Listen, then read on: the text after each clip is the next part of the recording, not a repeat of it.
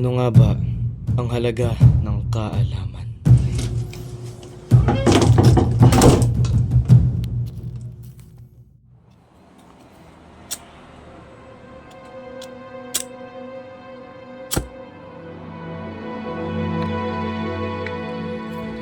Kung ang makapangyarihan ay bingi sa katwiran, sa tuwing sinusubukan kong magturo, parang may kamay na pumipigil.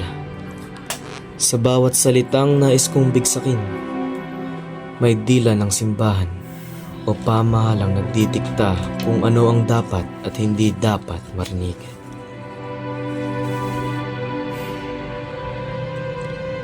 Hindi ito ang bayan na iniwan ko noon.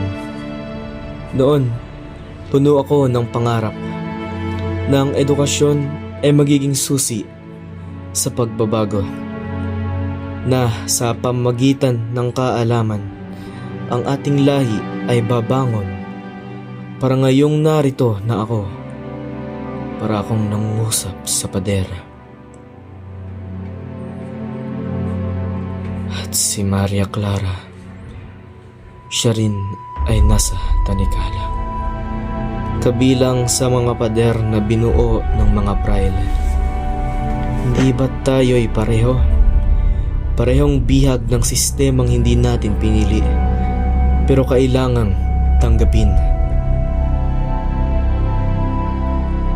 Kung ang kabutihang loob ay tinatanggihan at ang kapayapaan ay binibigyang kahulugan ng dahas, ano pa ang saysay ng pagtitimpi? Ang pag-asa ay nauupos, ngunit hindi pa lubasang patay.